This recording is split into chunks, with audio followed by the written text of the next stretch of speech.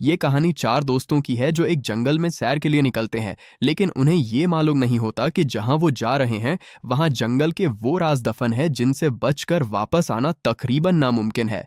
ऐसे में उनका ये मजेदार ट्रिप जिंदगी और मौत की एक जंग बन जाता है। कहानी के आगाज में हमें साउथ एशिया का एक घना जंगल दिखाया जाता है, जहां कुछ मजदूर दरख्त काटने का काम कर रहे थे। जेसीबी चलाने वाले एक आदमी को अचानक महसूस होता है कि जैसे कोई छुप कर उन पर नजर रख रहा हो, मगर वो इसे अपना वहम समझकर नजरअंदाज कर देता है। लेकिन इसी वक्त वो देखता है कि उसका एक मजदूर अचानक जमीन पर गिर पड़ता है। वो घबराकर हाथ में कुल्हाड़ी लेता है और वहां जाकर देखता है। वहां पहुंचते ही वो देखता है कि किसी ने उस मजदूर का सर धड़ से जुदा कर दिया है। ये खौफनाक मंजर देखकर उसके होश उड़ जाते हैं और वो अपनी जान बचाने के लिए भागने लगता है, मगर भागते भागते अचानक एक गड्ढे में गिर जाता है और बहुत डर जाता है। वो किसी तरह वहां से बाहर निकलता है, मगर कुछ दूर जाते ही उसका पांव एक जाल में फंस जाता है और वो उल्टा लटक जाता है। तभी झाड़ियों के पीछे से खौफनाक शक्ल वाला कबायली बाहर आता है और उसी की कुल्हाड़ी लेकर बहुत बेरहमी से उसे मार डालता है। इसके बाद मंजर बदल जाता है और यहाँ से कुछ किलोमीटर दूर एक रिजॉर्ट का मंजर दिखाया जाता है, जहाँ कुछ दोस्त अपने पार्टनर्स के साथ सैर करने आए हुए हैं। यहाँ हमारी मुलाकात अजय और उसकी गर्लफ्रेंड माया से होती है और साथ ही रिची और उसकी बीवी जैस्मिन भी हैं। रिची एक बहुत ही अमीर आदमी है जिसने हाल ही में अपनी कंपनी बेचकर करोड़ों डॉलर्स कमाए हैं। इसी खुशी को मनाने के लिए वो अपने दोस्तों को इस जंगल की सैर पर लाया है। वो पैसों की बिल्कुल परवाह नहीं करता और सबसे कहता है कि इस ट्रिप का सारा खर्च वो खुद उठाएगा। कल सुबह सवेरे हम लोग जंगल घूमने निकलेंगे और हमारे साथ निक नाम का एक मकामी गाइड भी जाएगा, इसलिए बगैर किसी टेंशन के बस इस ट्रिप को एंजॉय करो। अगले दिन सब लोग पूरी तैयारी के साथ जंगल के लिए निकल पड़ते हैं और मकामी गाइड निक भी उन्हें लेने आ जाता है। वो इन सबको जंगल के अनजाने राजों से रोशनास कराने वाला था, लेकिन जाने से पहले वो सबको लाइफ जैकेट पहनने को देता है, क्योंकि वो पानी के रास्ते कश्ती से जाने वाले थे। इसके बाद वो उन्हें कश्ती चलाना भी सिखाता है। कुछ देर बाद निक बताता है कि इस जंगल की असल खूबसूरती देखने के लिए हमें 2 दिन का वक्त लगेगा। मैं एक परफेक्ट गाइड की तरह तुम्हें वो सब दिखाऊंगा जो आम लोग कभी नहीं देख पाते। सब बहुत खुश होते हैं क्योंकि वो इसी मकसद से वहां आए थे। फिर निक कहता है कि इस सफर का पूरा मजा लेने के लिए सब लोग अपने मोबाइल फोन मेरे बैग में जमा कर दें। सब अपना फोन उसे दे देते हैं। प्रजे चालाकी से अपना फोन अपने पास ही छुपा लेता है, जिसके बाद सब लोग कश्ती में बैठकर जंगल की तरफ रवाना हो जाते हैं। सफर के दौरान निक बताता है कि इस जंगल में कुछ ऐसी चीजें भी हैं जिनसे हमें दूर ही रहना चाहिए। लोगों का मानना है कि यहाँ आज भी आदमखोर कबायली मौजूद हैं जो सामने तो नहीं आते, मगर इस जंगल में जरूर रहते हैं। अब मंजर बदलता है और हम जंगल के दूसरे हिस्से में 2 बाइकर्स को देखते हैं जो यहाँ लाइव लॉगिंग करने आए हुए थे। लेकिन ज्यादा व्यूज हासिल करने के लालच में वो लोग रिस्ट्रिक्टेड एरिया में चले जाते हैं और कुछ आगे जाने पर ही दोनों बाइक से नीचे गिर पड़ते हैं। वो लड़की बार बार अपने बॉयफ्रेंड को आवाज देती है, मगर जब कोई जवाब नहीं आता तो वो उसके करीब जाती है और तभी देखती है कि उसके बॉयफ्रेंड का कटा हुआ सर जमीन पर पड़ा है। ये देखकर वो खौफ में आकर वहां से भागना शुरू कर देती है। वो काफी दूर भागने के बाद एक गार के पास पहुंचती है। वहां कोई नजर नहीं आ रहा था तो उसे महफूज समझकर वो अंदर चली जाती है। वो बहुत ज्यादा डरी हुई थी और इसी वक्त हम उसके बिल्कुल पीछे एक कबायली को देखते हैं जो फौरन ही गायब हो जाता है। वो डर के मारे एक वीडियो रिकॉर्ड करने लगती है कि कोई उन्हें मारना चाहता है। तभी वो कबायली एक तेज हथियार लेकर उसके सामने आ जाता है और इसे बहुत बेरहमी से मार डालता है। इसके बाद वो गार में मशल जलाता है और तभी हम उस कबायली को हाथ में सर पकड़े हुए खड़ा देखते हैं। दूसरी तरफ हम दोबारा उन दोस्तों को देखते हैं जहां सब लोग एक जगह रुककर रात गुजारने की तैयारी कर रहे हैं। ट्रिप 2 दिन का था, इसलिए वो रात गुजारने की तैयारी करके आए थे। निक और माया एक साथ बैठकर बातें कर रहे होते हैं और निक बताता है कि एक बार कुछ लोग मशीनें लेकर यहाँ दरख्त काटने आए थे, लेकिन जैसे ही वो कबायलियों के इलाके में गए तो उन्हें बहुत बुरी तरह मारा गया और वो लोग कभी वापस नहीं आ सके। ये कबायली अपने शिकार को एक ही झटके में खत्म नहीं करते, बल्कि उसे थोड़ा थोड़ा करके खाते हैं ताकि उनका खाना ज्यादा देर तक ताजा रहे। ये जंगल ही उनका घर है और वो सिर्फ तब नुकसान पहुंचाते हैं जब कोई इनके इलाके में दखल अंदाजी करता है। फिर वो अपने दादाजी की तस्वीर दिखाकर कहता है कि वो भी इसी जंगल में आकर गायब हो गए थे। इसके बाद सब लोग सोने के लिए चले जाते हैं, लेकिन आधी रात को जैस्मिन उठकर वॉशरूम के लिए जाती है। तभी अजय पीछे से आकर उसे पकड़ लेता है और यहाँ हमें पता चलता है कि इन दोनों के दरमियान अफेयर चल रहा है। जैस्मिन कहती है कि मैंने ये ट्रिप इसलिए प्लान किया था ताकि तुम माया और रिची को बता सको कि हम एक दूसरे को चाहते हैं। उन्हें जल्दी बताना होगा, वरना हम कब तक ऐसे छुप कर मिलते रहेंगे। अजय जवाब देता है कि अभी सही वक्त नहीं है। माया के डैड मुझे अपनी कंपनी का चेयरमैन बनाने वाले हैं, बस थोड़ा सा सब्र और करो। मगर जैस्मिन समझ जाती है कि अजय बस उसके साथ टाइम पास कर रहा है, जबकि वो उसे सच्चे दिल से चाहती है और उसके लिए रिची को छोड़ने को भी तैयार है। फिर वो गुस्से में वहां से चली जाती है और अजय वापस सोने आ जाता है। उसे लगता है कि किसी को उनके बारे में नहीं पता, लेकिन माया और रिची सब समझ चुके थे। रिची ने तो खुद अपनी आंखों से देखा था कि उसकी बीवी और अजय किस तरह मिल रहे थे। लेकिन सुबह उठते ही उन्हें बड़ा झटका लगता है। रिची एक कश्ती और वो बैग लेकर कहीं चला गया था जिसने सबके फोन रखे थे। अजय का फोन पहले ही भीग चुका था, इसलिए वो किसी से राब्ता भी नहीं कर पा रहे थे। निक बताता है कि अगर वो गलत रास्ते पर गया होगा तो उसे खतरा हो सकता है, इसलिए हमें अभी उसे ढूंढने निकलना होगा। जिसके बाद सब अपना सामान पैक करते हैं और कश्ती लेकर निकल पड़ते हैं। थोड़ी दूर जाने के बाद दो रास्ते आते हैं, एक सीधा रास्ता और दूसरा ढलवान वाला जिसका बहाव तेज था। जैस्मिन कहती है रिची को अच्छी तरह कश्ती चलानी नहीं आती, इसलिए वो सीधे रास्ते से ही गया होगा। लेकिन निक खबरदार करता है कि सीधा रास्ता खतरनाक है, वो रास्ता खूनखार कबाइलियों के इलाके में जाता है। मैं नहीं जाऊंगा, अगर तुम लोग जाना चाहते हो तो अकेले जाओ। लेकिन सब जिद करने लगते हैं कि तुम हमें इस हालत में छोड़ नहीं सकते, हम रिची को साथ लेकर ही जाएंगे। काफी बहस के बाद निक मान जाता है और सब इसी रास्ते से आगे बढ़ते हैं। थोड़ी दूर जाने पर उन्हें कश्ती नजर आ जाती है, जिससे सबको यकीन हो जाता है कि रिची आसपास ही होगा। उसका लाइफ जैकेट यहीं पड़ा था, लेकिन फोन वाला बैग नहीं था, इसलिए वो अंदर जाने का सोचते हैं।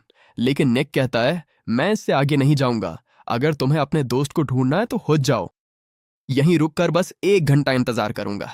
इसके बाद वो तीनों रिची की तलाश में निकल पड़ते हैं और निक अकेला इंतजार करने लगता है। वो काफी डरा हुआ था क्योंकि यह कुछ भी हो सकता है। तभी उसे झाड़ियों के पीछे से कोई अजीब सी आवाज सुनाई देती है। ऐसा लग रहा था जैसे कोई उसे देख रहा हो। वो देखने के लिए उठता है और आहिस्ता आहिस्ता उस तरफ बढ़ता है। लेकिन कुछ दूर जाते ही उसे एक अजीब सी जगह मिलती है जहां लोगों का काफी सामान लटका हुआ था। तभी उसकी नजर एक टोपी पर पड़ती है, जिसे देखते ही वो पहचान लेता है कि ये उसके दादाजी की टोपी थी। कई सालों बाद ये उसे मिल गई थी, मगर उसे नहीं पता था कि ठीक उसके पीछे दरख्त से चिपककर एक खूनखार कबायली बैठा था।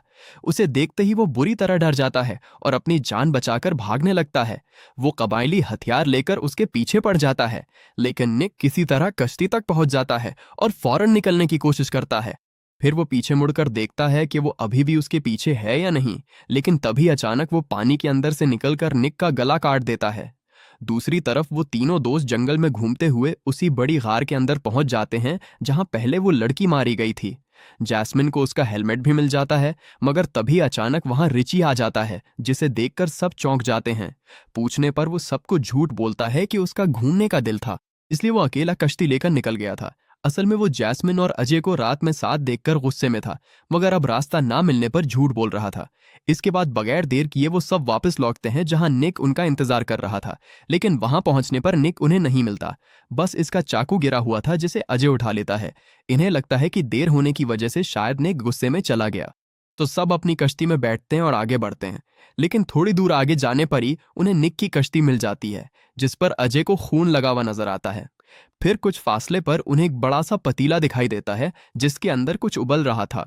पास ही वो बैग भी पड़ा था जिसमें सबके फोन रखे हुए थे।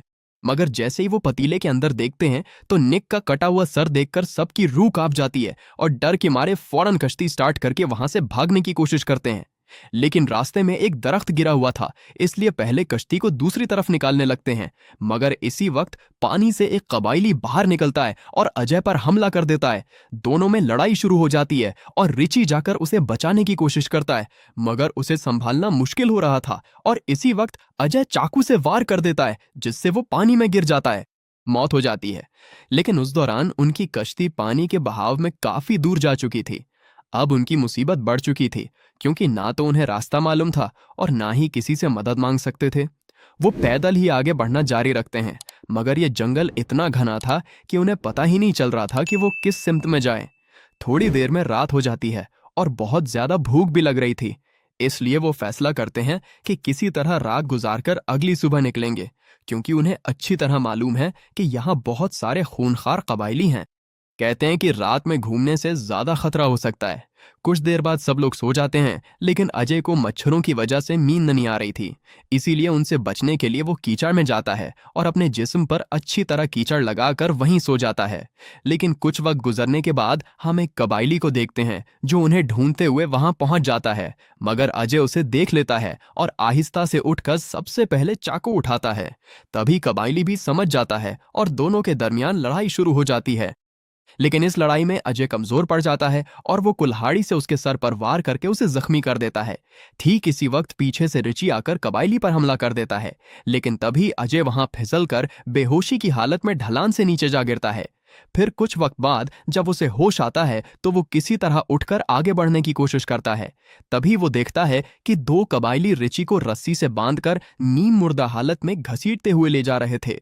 फिर वो दोनों आपस में कुछ बात करने लग जाते हैं तो अजय छुपकर आहिस्ता आहिस्ता रिची के पास जाता है और कहता है, मेरे दोस्त मुझे माफ कर देना, मैं तुम्हें बचा नहीं पाऊंगा। अगर मैं तुम्हें छुड़ाने की कोशिश करूंगा तो उनकी तवज्जो दोबारा हम पर आ जाएगी, लेकिन मैं किसी भी तरह जैस्मिन और माया को बचा लूंगा।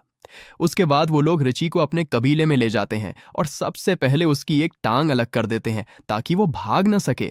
लेकिन फिर भी रिची दर्द में उठकर किसी तरह भागने की कोशिश करता है, मगर वो चारों तरफ से घिरे हुए थे। वो अपनी जान बचाने की बहुत कोशिश करता है, लेकिन आखिरकार वो उसे मार डालते हैं। अगली सुबह अजय आकर माया और जैस्मिन को जगाता है और उनसे झूठ बोलता है कि रिची आगे चला गया है ताकि हमारे लिए मदद लेकर आ सके। अब हमें भी निकल जाना चाहिए, यहां बहुत खतरा है।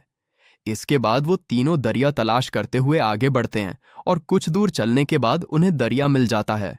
तभी माया की नजर कुछ कबाइलियों पर पड़ती है जो उन्हीं की तरफ बढ़ रहे थे। उन्हें देखते ही वो बुरी तरह डर जाते हैं और जान बचाकर भागने लगते हैं। लेकिन ये जंगल इतना घना था कि उन्हें पता ही नहीं चल रहा था कि वो किस तरफ जा रहे हैं। तभी आगे भागते हुए अचानक जैस्मिन एक गड्ढे में गिर जाती है, जिससे एक नोकीली लकड़ी उसके जिस्म में घुस जाती है। वो जख्मी होकर चीखने लगती है तो उसे बचाने के लिए अजीब फौरन एक दरख्त से शाख तोड़कर रस्सी की तरह बनाता है और माया को नीचे भेजता है ताकि वो उसे बचा सके। इसके बाद माया अपने चाकू से वो नोकीली लकड़ी काट देती है और फिर दोनों किसी तरह उसे गड्ढे से बाहर निकाल लाते हैं। जास्मिन बुरी तरह जख्मी हो चुकी थी और उसे बहुत दर्द हो रहा था। खूनखार कबायली यही चाहते हैं कि उनका शिकार आहिस्ता आहिस्ता कमजोर हो जाए और वो उनके आसपास ही थे, लेकिन वो हार नहीं मानते और किसी तरह जान बचाते हुए एक जगह पहुंचने के बाद दरिया में छलांग लगा देते हैं और पानी के रास्ते से आगे बढ़ने लगते हैं। मस्ती मजाक में शुरू होने वाला ये सफर अब उनके लिए जानलेवा बन चुका था। अब पानी के रास्ते आगे बढ़ते हुए उन्हें एक कश्ती नजर आती है, जिसकी मदद से आगे बढ़ना थोड़ा आसान हो गया था। तीनों उसमें बैठ जाते हैं और आहिस्ता आहिस्ता आगे बढ़ना जारी रखते हैं, लेकिन भूख की वजह से वो बहुत ही कमजोर हो चुके थे। लेकिन इसी तरह कुछ दूर और आगे जाने के बाद अजय को एहसास होता है कि कबायली अभी भी उनका पीछा कर रहे हैं। इसीलिए वो माया और जास्मीन को सोता हुआ छोड़कर पानी से बाहर निकलता है और जंगल की तरफ जाता है। उसका फोन सूख कर ठीक हो गया था, इसलिए मंसूबाबंदी करके अपना एक वीडियो रिकॉर्ड करता है और फिर वीडियो की आवाज तेज करके फोन को एक दरख्त पर रखकर कहीं छुप जाता है। इसी वक्त एक कबायली को देखते हैं जो इसी आवाज को सुनकर वहां आता है और वीडियो को देखने लगता है। तभी अजय आकर पीछे से जोरदार हमला कर देता है, लेकिन उससे कुछ भी नहीं होता। उल्टा वो उसे ही बुरी तरह पीटने लगता है क्योंकि वो उससे कहीं ज्यादा ताकतवर था। अजय किसी तरह रेंगते हुए जाकर खुद को बचाने की कोशिश करता है, मगर वो उसे बहुत बुरी तरह मारने के बाद अजय के गले को शाखों से बांधकर दरख्त पर लटका देता है। इसके बाद वो चुपचाप हथियार लेकर माया और जैस्मीन पर हमला करने ये बढ़ता है, लेकिन अजय हार नहीं मानता और किसी तरह अपना चाकू लेकर दरख्त की शाख काटकर खुद को बचा लेता है और चाकू फेंककर कबायली पर वार कर देता है। फिर जैसे ही वो दोनों दरिया में गिरते हैं, उनके दरमियान दोबारा एक जानलेवा लड़ाई शुरू हो जाती है, लेकिन इस बार अजय के हाथ में उसका हथियार आ जाता है, जिससे वो एक ही वार में उसका सर धड़ से जुदा कर देता है। इसके बाद वो दरिया में नहाते हुए अपने दोस्त को याद करके बहुत दुखी होता है, लेकिन अब वो ठान लेता है कि किसी भी हाल में माया और जैस्मिन को जिंदा बचाएगा। फिर उन दोनों के पास जाकर जैसे ही वो लोग आगे बढ़ने लगते हैं, तभी उन्हें बहुत सारे कबायली नजर आते हैं जो तेजी से उनकी तरफ ही बढ़ रहे थे। मगर जैस्मिन और माया की जान बचाने के लिए अजय खुद उनके सामने चला जाता है और दो चार को गिरा देने के बाद वो सब मिलकर उसे वहीं मार देते हैं। वहीं दूसरी तरफ हम जैस्मिन और माया को देखते हैं जो अजय की कुर्बानी की वजह कुछ देर बाद वो इस इलाके से बाहर निकल आती हैं और हिम्मत जमा करके दरिया से ऊपर सड़क पर आ जाती हैं। अब वो दोनों महफूज हो गई थीं क्योंकि जीप लेकर कुछ लोग उनकी मदद के लिए आ गए थे। और इसी तरह आखिरकार 4 दोस्तों में से सिर्फ माया और जैस्मिन ही जिंदा बच पाती हैं। तो दोस्तों, आपको ये कहानी कैसी लगी? कमेंट में जरूर बताएं और चैनल को सब्सक्राइब करना ना भूलें।